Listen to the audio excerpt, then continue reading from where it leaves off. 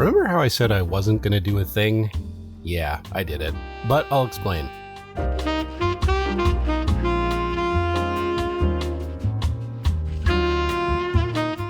Okay, so I'll cut to the quick here. One of my favorite computers of all time, as you well know, is the Mindset, a 186-powered computer of the future with accelerated graphics that came out in 1984. Also, I should mention it's gorgeous, because the Museum of Modern Art says so. Now, I didn't plan to buy another Mindset, of course. Actually, I wasn't even aware there were 5 models of original Mindset computer to go for. But this is collecting, so of course there had to be a half dozen variations to torture hardcore collectors like me. No, seriously, from the time I first saw a picture of one, I just wanted any Mindset, just one. But they're kind of mega rare. Admittedly, there's not a ton you can do with them in 2023. I mean, there's more convenient ways and cheaper ways to do video titling and art, of course. And with just 2 games that I'm aware of that take advantage of Mindset's unique capabilities, yeah, it's kind of an Appaloosa situation. You just want to have it. Yeah, so I started out with one Mindset I found after 2 years of searching, just a system unit. Unbeknownst to me, it was a rare professional video graphics model which is distinct from the original. It had no keyboard though, and the keyboard has the power buttons, so I had no way to actually use the darn thing. Well, that's not quite true. If you pry open the plastic cover on the power relay, which is on the motherboard, you can start it. Just start it though. But I got 0, just nothing on screen when I tried. I had to wait another year or 2 before someone approached me with a private sale for a video production system, yet another rare model of Mindset. That one came with a keyboard and a video production module with the fader thingy. Still no disk drives though. Anyway, it got here a little worse for wear thanks to FedEx, and I tried the keyboard with both systems. Sadly, it was the same thing all over again. Neither machine would post or do anything. I knew the keyboards were quote-unquote intelligent. I'm sorry, but I just can't live with someone who thinks that UR is contracted to YOUR. I'm an intelligent keyboard. I want to be with someone who doesn't drag me down into ignorance. And do yourself a favor and read up on that f***ing Oxford comma. And maybe this keyboard just wasn't communicating properly or was just bad. Anyway, in the meantime, I followed the troubleshooting flowcharts in Mindset's service manual, but all roads seem to lead to dead video chips. And those chips are a custom Mindset part and they are totally unobtainium. So it looked like my Mindsets might actually just be toast. A few years later, a complete original Mindset system popped up on eBay. This one was working minus a small refa fire. The seller actually was running the machine at the time, and he killed the power immediately when that popped on him, and yeah, for good measure, he also cut the power cord. Good call, I guess. Anyway, I got it home and removed the offending refa and then got it up and running, and it worked. Now, I figured I'd gamble a little and try swapping parts between the machines to see what worked and didn't.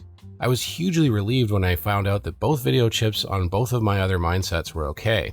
Actually, the problem turned out to be bad BIOS ROMs, which is one thing I could do something about. Somewhere Mindset had switched from 27256 EEPROMs to the ROM equivalents, and the exact same ROM, 2 of which each machine had, was dead. Since the ROMs and EEPROMs were basically pin compatible, I just ordered some 27256 EEPROMs, burned some new ones with the correct image, and voila, I had 3 working Mindsets. I went ahead and did a little documentary video, and that was that. Like I said before, the Mindset has a very small software library focused mainly on graphics professionals. And yeah, there's not a lot of games, and because it's such an obscure system, there's not really a ton of people out there trying to program new stuff for it. So basically, I figured it would end up like my Appaloosa and just basically sit there and be tested once in a while, and that was pretty much it. And I was okay with that. Or so I thought. Thing is, during my video research, I became aware of all the distinct models of Mindset. And that's when I learned about the last member of the Mindset family, or at least the OG Mindset family. It was the Mindset II. The documentation made the machine sound kind of exciting. Base system RAM had been increased from 32 kilobytes to a whopping 512. The video RAM had been increased by a factor of 4 to 128K.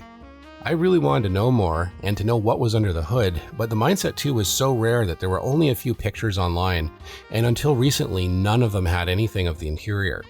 There were a couple of Mindset 2 auctions that happened over the years though. One of them I sat out went for just $400. And the next one went for a lot more though. And then finally, the auction that I featured in my video came up. In that auction, which I'm going to refer to as the Nova Scotia auction after the location of the seller graciously opened up the unit and took a couple of pictures of the inside. This was the first time I'd ever seen pictures of an actual Mindset II motherboard. He didn't completely disassemble it or anything, and there was stuff I couldn't see, but as I looked over it in the video, I could see enough to see what had changed or hadn't, and that the design wasn't really a radical departure from the original. I should have expected that, I guess. Mindset was on its knees financially almost from the word go. They almost certainly didn't have money for a complete redesign of a next-generation system. Anyway, at the end of the video, after considering the evidence, I said I'd pass on this unit myself.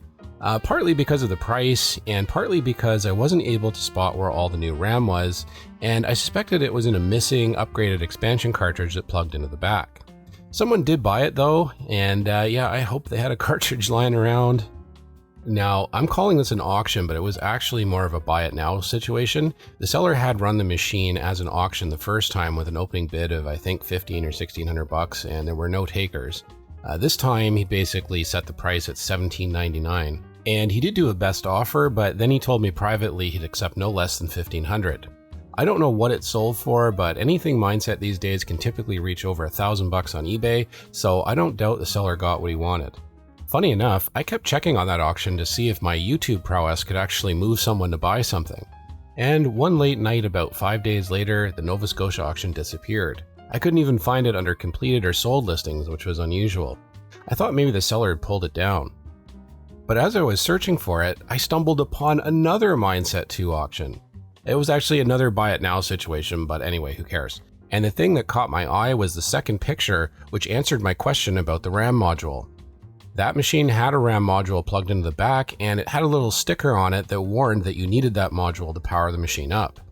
It also came with a tablet and video production module, as well as instruction manual. Woohoo! Way better deal than the Nova Scotia auction.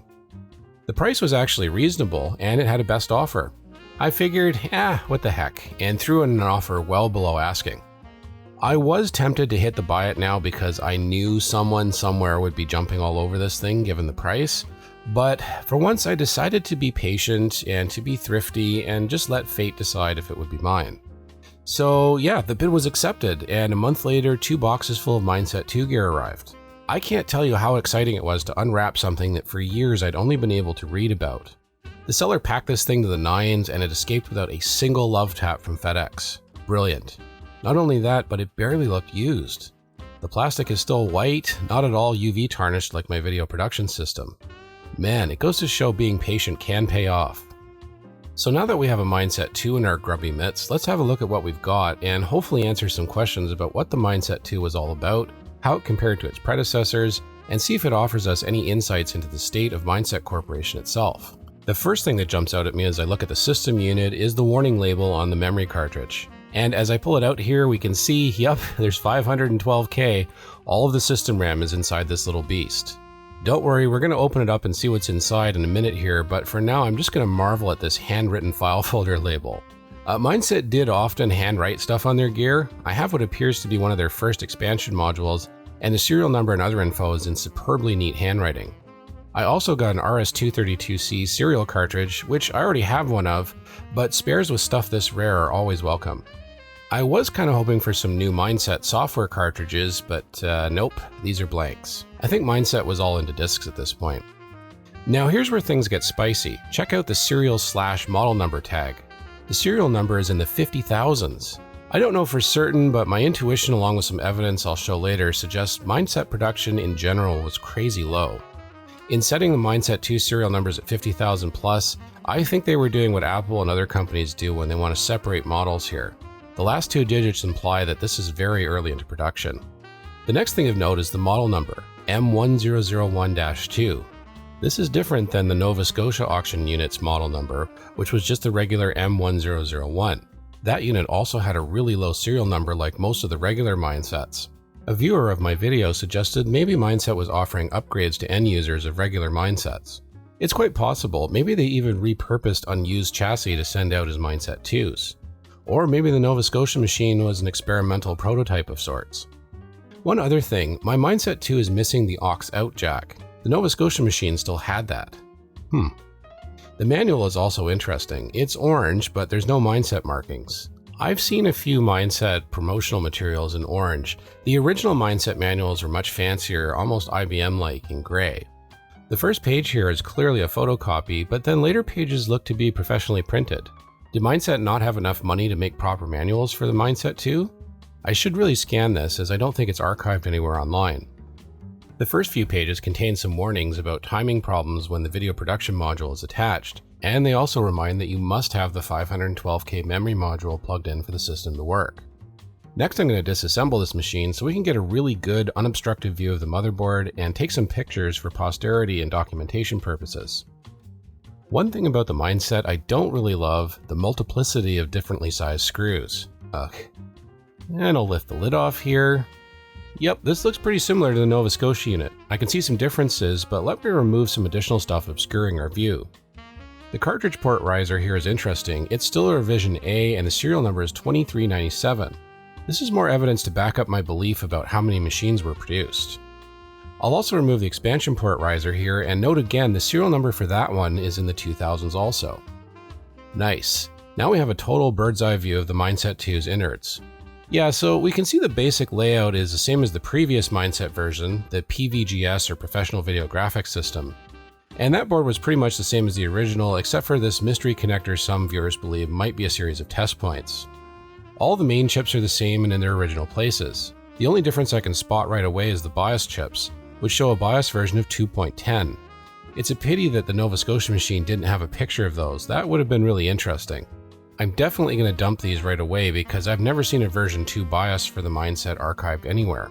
Hopefully those will go to bit savers. You know, if they're still good. Otherwise I might be screwed. Another interesting thing on the right here, which is different from the Nova Scotia unit, is there's nothing written on the silk screen here for part and serial numbers. Also, on that eBay unit, U5 had a crystal installed. This one doesn't. The Nova Scotia unit also had its video RAM socketed. This machine, like most Mindsets, has them soldered. There are 4 64x4-bit video RAM chips, so that's 128K for sure, a straight drop-in upgrade. Other than that, things look otherwise identical, at least with what we can see. And yeah, the original base system RAM has been deleted here, and that's how it was on the auction unit. The daughter board for gen locking appears to be slightly different from the Nova Scotia machine, but pretty much the same as my PVGS machine. Yeah, really interesting. Definitely not a full redesign. I do kind of feel sorry for whoever bought the Nova Scotia machine. It seems like unless they had one of those 512K cartridges, they won't be able to use their machine at all. And even if they did, if the machine is some sort of pilot run or some sort of prototype unit, it may not be working, period. Although on the other side, if they got a prototype, then yeah, that's pretty cool. Next up, we have the disk expansion unit. I'm really curious to see what's inside here because like the system unit, it bears a distinct model and serial sticker. The serial number is also in the 50,000s, and the model number has a 2 affixed to the original expansion unit model number. This again differs from the Nova Scotia machine because that machine looked to have a standard Mindset expansion unit with the regular Mindset serial and model number M1004. So again, I'm kinda glad I didn't go for that. That drive unit could have come from anywhere. Okay, so we'll unscrew things here. And there goes the lid. Interesting. Yeah, this definitely looks otherwise like an original Mindset expansion unit PCB. But unlike the Nova Scotia unit, this one has no RAM installed at all. I'd assume the Mindset 2 probably had a hard limit at 512K, so no need to expand anything up there. I've no idea if this expansion unit would work with a regular Mindset. The disk controller does look to be the same. Everything else kind of looks the same. Yeah, interesting indeed. The disk drives themselves appear to be unchanged. They're both Shugart SA455 5¼ inch 360K double density drives. Okay, I'll put the drive unit back together. Next up, I'm going to remove the BIOS chips from the still open Mindset 2 system unit and dump these for safety and posterity. Can't really make out anything, but I'll post a link to the ROM dumps if anyone else wants to take a stab at reading them. They do appear to read okay, so hopefully they're still good. Now to open up that 512K expansion unit, I'm really excited to see what's in there. This is something that to my knowledge has never been documented, so yeah, this is going to be pretty cool putting the first images ever out into the public. So yeah, this thing is really tricky to get apart. You kind of have to pry this large metal clip in just such a way to clear the flanges from the holes in the cartridge body. And yeah, I really don't want to damage this. It's pretty much irreplaceable. Once you get the clip loose, you just have to undo a screw and then open the cartridge. And there it is, possibly one of the rarest Mindset expansion pieces anywhere. The first thing that grabs my eye is the serial number. Is that a 3? Wow. Yeah, I'm willing to bet you there aren't that many of these in existence at all. Whoa. Yeah, I rarely get super rare stuff like this. I'm not sure what this fractional number represents. Is that like a 2 or 3 out of 18 made? We have 16 64x4-bit RAM chips here, exactly the same as the video RAM. And yep, that adds up to exactly 512 kilobytes of RAM. Man, that is really cool. Well, I'm glad we've been able to answer some questions about this now, and that'll probably be of use for future collectors. Okay, so now to do some preventative maintenance. I'm going to remove the power supply here and remove the refa cap from that. It is almost certainly primed to explode. I don't have a replacement handy, but for now we can operate just fine without it. And there we go. Power supply tumor excised. So next up, I'm going to do some quick tests of this power supply. The Mindset power supply will put out some voltages without a load, so I'm just going to test it here. Yeah, so far the voltages seem to be what they're supposed to be, so that's excellent. The only one that's slightly off is the plus 12 volt rail, but I think this one actually does require a load. I think what I'll do here is just remove all the unobtainium ICs from the board and then we'll plug it in. I don't think an undervoltage will hurt too much for just a second. Yeah, 10 volts is still a bit low, but maybe we need more stuff on the board to really get full power here. I'm going to re-add the microcontrollers since I have multiples of those, and yeah, we'll try again. Yeah, that's what I thought. Plus 11.75 volts is more or less within spec. Okay, well I think the power supply is basically okay here. Let's reinstall our chips and then we'll go for a full power on test. I am a little bit anxious about plugging in this super rare 512K cartridge here, but this is the system RAM, so we have no choice. And anyway, I don't think there's anything in there that's totally custom or irreplaceable. For monitor, I can't use my Taxon 420, which was Mindset's original preferred RGB monitor, because it's digital RGB rather than analog, which is what the Mindset 2 requires. I do have analog RGB monitors, but I don't have an appropriate cable to use for this. For now, we'll use composite on this Zenith ZVM135. This was one of the monitors that was actually recommended by Mindset. The ZVM135 has a whole array of options for connecting at the back here, all kinds of stuff. It can do composite as well as digital RGB. Pretty cool monitor, although the design aesthetic doesn't really go with the Mindset at all. Okay, here we go, power on. Yes, it lives. It's bouncy, but it lives. I'm not sure if it's the monitor doing all this bouncing or the computer. It could be either. I bought this ZVM135 for my Zenith Z100 computer, but I haven't really used it much. The startup menu looks basically unchanged here from the original. The only things that are different is that it no longer has the option to switch between TV and RGB modes, I guess since it's all analog. Also, obviously it's showing 512 kilobytes of RAM, which is considerably more than the regular Mindsets could handle. Yeah, these screens seem otherwise normal, and of course it does still do the famous Mindset rotating logo. Anyway, I got the machine reassembled and hooked up to my Apple Color monitor, which seems to work a little better than the ZVM did. Now, I'm not going to run exhaustively through all the Mindset software here. I already did that in my previous Mindset documentary video. Really, we just want to see if there's any performance or compatibility differences, and also check out this neat tablet while we're at it. I regret I can't use my video capture device as the sync is slightly off, resulting in a slightly garbled image. So we'll be on one camera here with Moire and all that. In terms of PC compatible software, I'm testing titles that didn't work on the first test, curious if Mindset's new BIOS actually helped dial in some more compatibility. But I'm quickly disappointed. Games that didn't work on the original still fail in exactly the same place here. Darn it. Now obviously I expected Mindset approved software to work, and it does. What I'm interested in here though is if that additional video RAM makes any difference whatsoever in graphics performance, since pretty much nothing else was really changed other than the RAM for the video. So here I have Viper loaded and I've carefully lined up both machines to the same starting point. If there's a performance difference, it's honestly negligible here.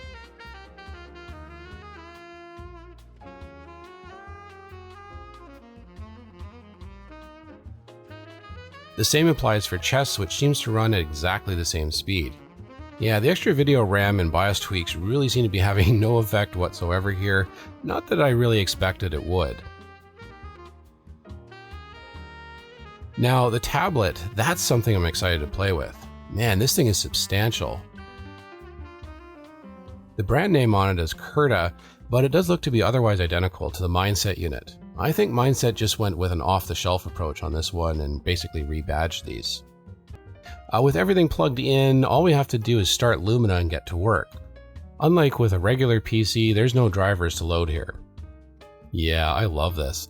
This is just one of those things where, I can do this with, my cell phone, basically. My Galaxy Ultra has a little pen and I can totally digitize stuff with it.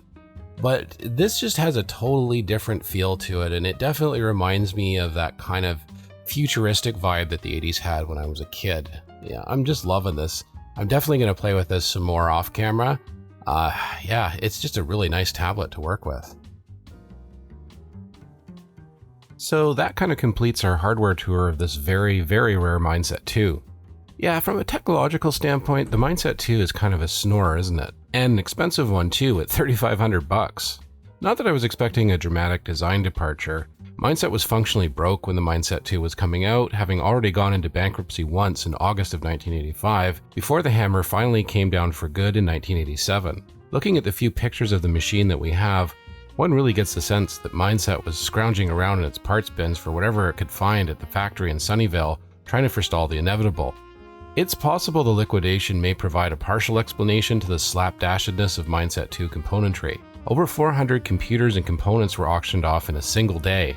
It would not surprise me in the least if someone pulled a Sun remarketing type situation, cobbling together parts into quote-unquote new Mindset 2 systems. Regardless, the Mindset 2 definitely didn't save Mindset Corporation's bacon. In fact, according to one of the designers of video titling software Video Titler, Tom Meeks, the Mindset 2 may have played a role in the company's demise.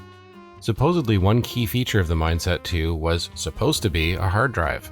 In the mid-80s, hard drives were becoming standard in PCs, and I suspect many a video or graphic artist would have insisted on having one.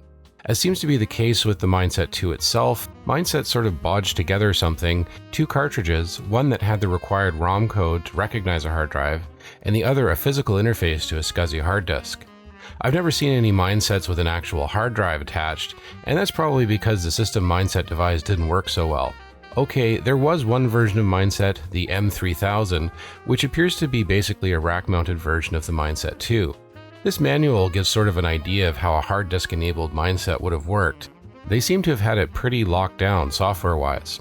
Anyway, Tom Meeks advises me that in a classic case of the Osborne effect, people decided to wait for the hard drive version to come out before committing to buying a Mindset 2 and stop buying the other models. And that surely would have sped along the company's collapse. One thing that has always piqued my curiosity about Mindset is production numbers. After all, scarcity does have an impact in collecting circles. Now, I said earlier Mindset's serial numbering scheme was obviously a bit of a mess. It was kind of all over the place. But via some internal components, we got some hints. However, I think the best indicator of production volume is actually the keyboard. While various Mindset system components changed over time, the keyboard appears to have been completely untouched, and the serials I have seen, which appear to be sequential, seem to increment in a fairly predictable way, especially compared to the systems they're typically paired with. The highest serial number I've seen for a keyboard is just over 3,700. Factoring in spares that would have been produced, I'm making an educated guess that probably less than 5,000 Mindsets were ever made across all models. That would be consistent with what would be considered a market failure, and it explains why so few are available for sale today.